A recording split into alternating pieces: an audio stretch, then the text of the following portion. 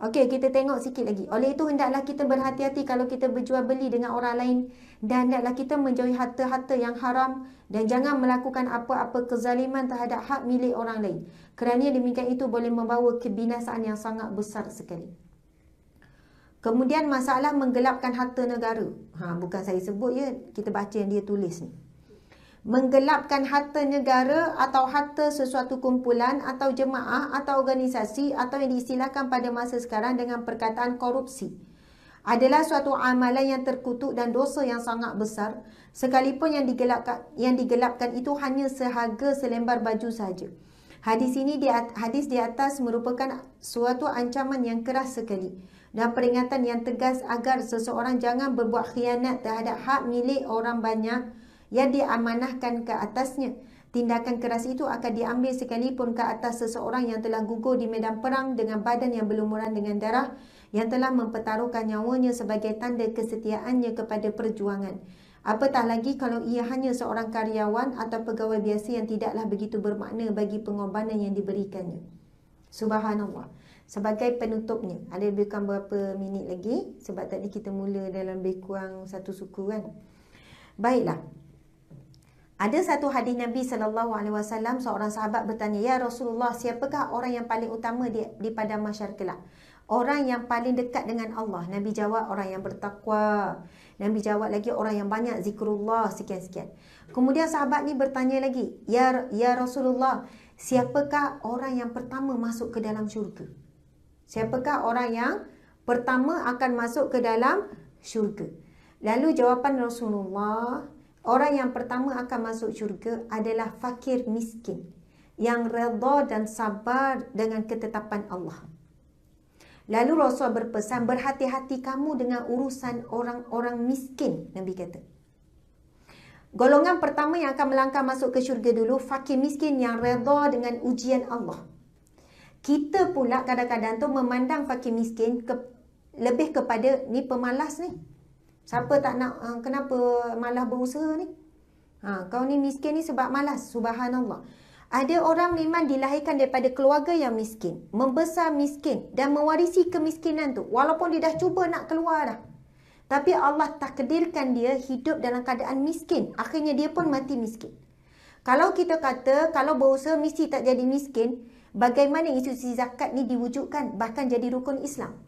Maksudnya sampai kiamat memang akan ada orang yang Allah takdirkan rezeki dia lapang, dia jadi orang kaya ataupun sederhana. Dan orang miskin ini memang akan tetap ada sampai kiamat. Takkan berlaku walaupun semua berusaha, sebab ada orang yang berusaha dapat hasil di dunia. Ada yang berusaha Allah tak beri di dunia, Allah beri di akhirat. Cuma saya nak share sebagai penutup hari ini, bila orang miskin ni pergi dekat syurga, malaikat yang jaga syurga kata, kembali kamu ke tempat hisap kamu. Kembali ke tempat hisap. Sebab cepat sangat ni. Orang lain duduk hisap lagi, dia cepat sangat. Lalu apa jawapan fakir miskin yang redha, yang beriman dengan syarat? Bukan asal miskin je. Tapi dia taat perintah Allah. Sebab dia tak ada banyak harta nak diuruskan. Jadi dia ada masa banyak untuk ibadah dan sebagainya. Dia seorang yang taat kepada perintah Allah. Orang yang soleh tapi diuji dengan kemiskinan. Lalu dia jawab, kami adalah golongan yang tak ada apa-apa untuk dihisap. Tak ada harta untuk dihisap. Nak hisap pasal baju, ada selai 2 je. Nak hisap pasal barang dapur, ada sikit je. Keperluan je. Tak ada harta untuk dihisap. Tak ada apa-apa. Dan kami bukan orang yang diberi amanah. Kami bukannya karyawan. Maksudnya orang yang bekerja macam kita ni, banyak ni kita akan dihisap oleh Allah Subhanahu Wa Taala. Termasuklah saya. Lepas tu sahabat ni bertanya, "Ya Rasulullah, bagaimana jarak ni antara orang miskin dan orang kaya masuk syurga?" Rasul sebut jarak di antara orang miskin dan orang kaya masuk syurga. Orang miskin masuk dulu. Dia akan, sebab sekejap je hisap dia. Sebab tak ada apa nak dihisap, miskin. Kalau kita balik, kita buat senarai barang kat dapur kita, cukup tak sehari nak senaraikan semua? Tak cukup. Baju kita, kasut semua, ya Allah. Cuba pindah rumah. Mula saya urus lori. Tak cukup rupanya. 3 lori baru muat. Baru tahu barang banyak. Yang guna benda sama hari-hari tu je yang kita ulang. Tapi banyak simpan. Tupperware saja berapa banyak yang kita tak guna. Sayang kan? Sayang. Tak guna. Sampailah meninggal. Okey. Lepas tu, Nabi jawab, jarak di antara orang miskin dengan orang kaya 500 tahun perjalanan. 500 tahun. Lepas tu sahabat bertanya, ya Rasulullah, berapa lama untuk tempoh 1 tahun? 1 tahun ada 500, untuk 1 tahun ada 500 hari. Bukan 500 hari. Untuk 1 hari, umpama 500 tahun. Macam tu lah. Bukan 500 tahun di dunia ni. Kita hidup pun tak sampai 1 tahun. Bukan 500 tahun dunia. Tapi 500 tahun akhirat lagi lama. Sebab itu ada yang dipendekkan. Hisab yang paling pendek di akhirat kelak 50,000 tahun di dunia. Sebab Nabi sebut 500 tahun tu, itu adalah tahun di akhirat. Nabi detailkan lagi hadis tu. Subhanallah, Allahu Akbar. Masya Allah. Para jemaah sekalian, ni disebutkan tadi, saya nak sebutnya, ada beberapa golongan yang sangat lama dihisap.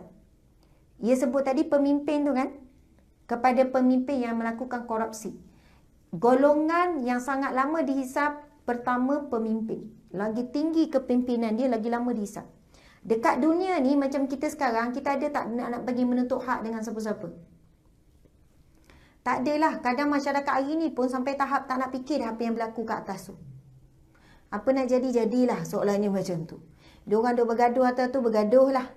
Yang ni fitnah, yang ni fitnah ni, sesama Islam kan, sesama pemimpin. Kita pun tak tahu dah mana yang betul, mana yang salah. Kita kata tak apalah, kita pergi kerja, cari rezeki ni. Subhanallah.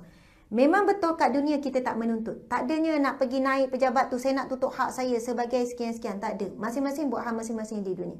Tapi bila di akhirat kelak, apabila di padang mahsyar, pemimpin ini dibentangkan di hadapan manusia, ramai mana di bawahnya, semua orang akan menuntut masa tu. Walaupun masa dunia kita tak heran pun untuk tuntut. Tapi bila di akhirat kelak, semua akan menuntut. Lepas tu masing-masing rasa takut pula. Tak naknya. Tadi pemimpin tolak. Jangan. Sebab apa? Ada golongan yang istimewa yang mendapat naungan Allah di hari tidak ada naungan Allah di padang mahsyar kelak. Yang pertama sekali Nabi sebut pemimpin yang adil. Sebab itu ada dalam pesanan Nabi, apabila kamu diberi amanah, jangan kamu tolak. Sebab kamu ada kesempatan untuk jadi pemimpin yang adil, maka kamu akan dapat yang pertama, kelebihan yang sangat utama, VIP di padang mahsyar. Dia dapat naungan Allah di hari tidak ada naungan melainkan naungan Allah. Jadi golongan pemimpin, kemudian golongan hartawan, orang yang banyak harta, lama dihisap, sangat lama dihisap. Suatu Sayyidina Osman, satu ketika dia sedekah semua harta dia. Dia sedekah semua harta dia, sampailah dia rasa bahagia sangat, dah tak ada apa-apa dah. Dia kata, Alhamdulillah, syukur, akhirnya. Sebab apa? Dia sangat takut. Dia mati dalam keadaan ada harta yang banyak, dia takut lama dihisap.